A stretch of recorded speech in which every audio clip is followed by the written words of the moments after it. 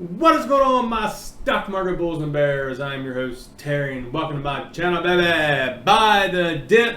Let's go. All right, guys, I got something really special for you today, and this is a great opportunity if you're looking to add some more shares, pick up more options. Meta's hanging around a little over the $5 range, $5.05 right now. I'm letting these next couple of days play out, and I'm possibly going to picking up more shares along with more options contracts. That's right. I want to load up these January ones, man. That's the ones I want to load up. They have the nice premiums on them. And if this dips down into the fours, I'm waiting to see how these next couple days play out, and I'll make my decision on what I'm going to do. I have a couple of options now. I have a handful of them. And you know, options are risky. You can lose your money. But if this dips down farther, and after listening to the interview yesterday we covered on the live stream, I'm super bullish about Meta, and that just reiterated how bullish I am. Now, George does have a post here on StockTwits talking about how he's been traveling, and hence he says, I've been traveling on business, hence the low responses. If you have questions, email them to our METATERRY. And I'm going to give you all a little hint here. He posted that at 3:20 today. Let's just say I knew he was traveling before that, and I'm going to let you all stew on that comment. But anyway, let's get into what the video is going to be about here today. There's a very popular, good YouTuber out there starting to kind of cover MMAT, which he calls it Mmat. That's right. Charlie at Ziptrader has been covering metamaterials in his last two videos. So I think we need to watch his segments on his videos. The man has almost 600,000 subscribers. Yeah, here's the first one he did back on September 6th. The video has almost 100,000 views, and he has 575,000 subscribers, guys. So I just want to say that I think it's getting bullish that a YouTuber like him with that many subscribers is starting to cover MMAT, and he makes some really good, valid points. So we're gonna watch his first part of the video from back on the 6th, and then he put out a video last night he gave us a little homework assignment. So let's listen to what Charlie at Ziptrader have to say. Okay, lastly, quick bonus, a homework play. So Mmat, we mentioned this one last week. I've been increasingly excited about it. Mmat has a strong history of meme style rally. He's excited about MMAT, keep that in mind. He's following the usual trend. January meme rally increase where it more than doubled. May and June rally where it went from 4 to 23, which was drastic. And now recently heating up again after breaking our red directional SMA line. But you focus on it in the last few weeks. Basically, since hitting lows on the 18th, it's been consistently stair-stepping up, which isn't too much different from a lot of the other meme-style stocks that we've been following. But what's interesting about this play is it's relatively low short interest, huddling around 10% right now, which is the lowest amongst many of the major stocks that we've been talking about. And while that is still pretty high and nothing to scoff at, it is a lot lower than, say, SPRT or BBIG. So my homework for you is look into why Mmat is running. Look specifically for short interest trends, borrowing rates, and most importantly, upcoming catalysts. I think if you're up for it, this would be a fun, interactive social experiment to see what you come up with. Comment them below. And tomorrow we'll touch base and I'll give you my reasons why I think it's rallying. Anyways, folks, that caps off the video. If you have any questions, feel free to reach out to us below or join. All right, so there was the video where he said, you heard him say it, he was excited about MMAT, which we all are excited, but it's nice to see that some bigger YouTubers are talking about it. And I remember there was a live stream a little bit ago where Meet Kevin also mentioned MMAT as well. So I know Meet Kevin has his eye on it. It's kind of, you know, they're thinking that MMAT as a meme stock, I guess it kind of is getting traded like a meme stock because we don't have no PR and the stock's running. So I guess I can understand where they're coming from. But the homework was, why do we think MMAT is running?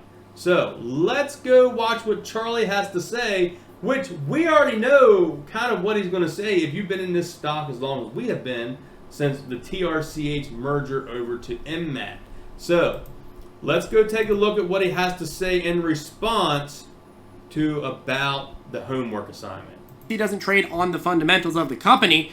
But I do like anything that disputes the short seller narrative. So yesterday I asked you to do some homework and diligence on Mmat and explain why it's a short squeeze candidate despite having a relatively low short interest at only like 9% according to Ortex estimates. Well, this is a very tricky one and I was kind of a sly puppy for giving it to you. But number one, you see, earlier this summer, Mmat merged with TRCH. And you see, TRCH was one of the most heavily shorted stocks in the market, with estimates of short interest at the time being shown in purple. And it also had a ton of failures to deliver shown in yellow.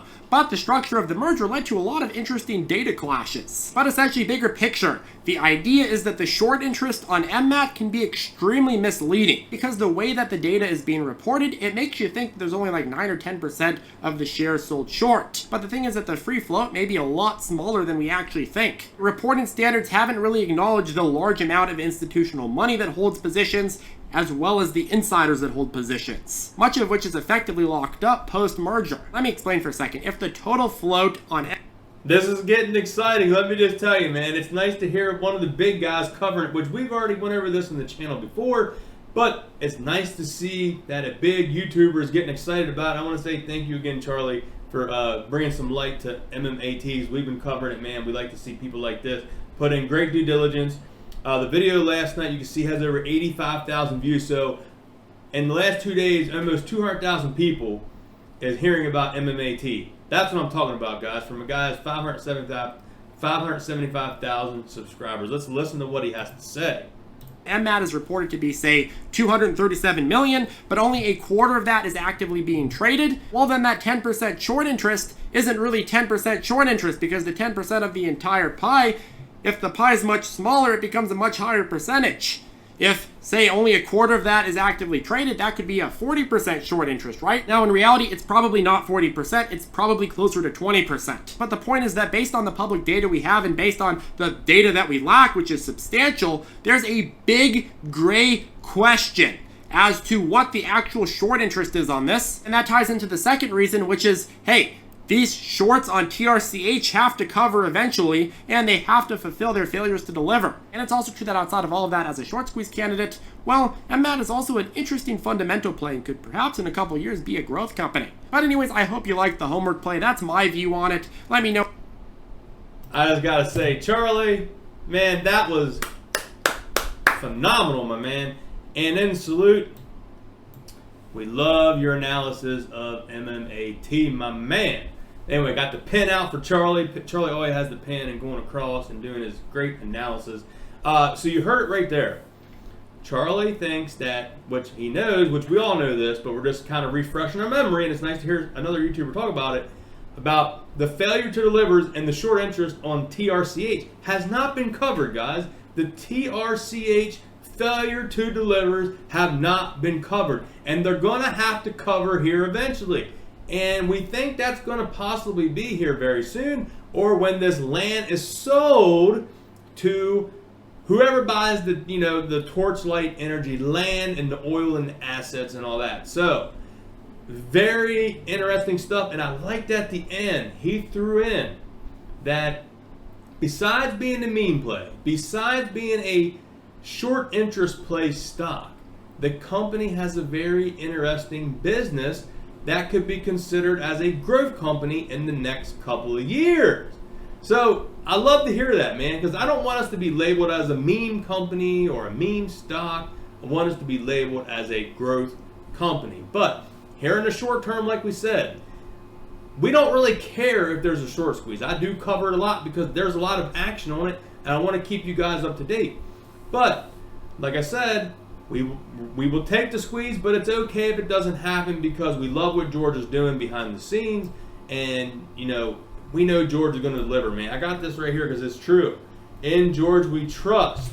So anyway, guys, that's all I got for you in today's video. Hope you enjoyed. Just wanted to bring this to your attention. I don't know if you knew about who this YouTuber is, but he's very well known. He has great material. And if I find out that more YouTubers start, bigger name YouTubers, a couple 100,000 subscribers, start covering metamaterials on their channel, I'll definitely be on here to give reactions to the family because it keeps us motivated. When the stock's dipping down here in the low fives, I don't want you to get discouraged and sell for these low prices.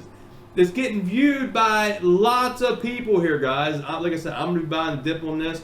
I'm gonna let the next couple days ride out and decide I'm going to add more shares or add more options.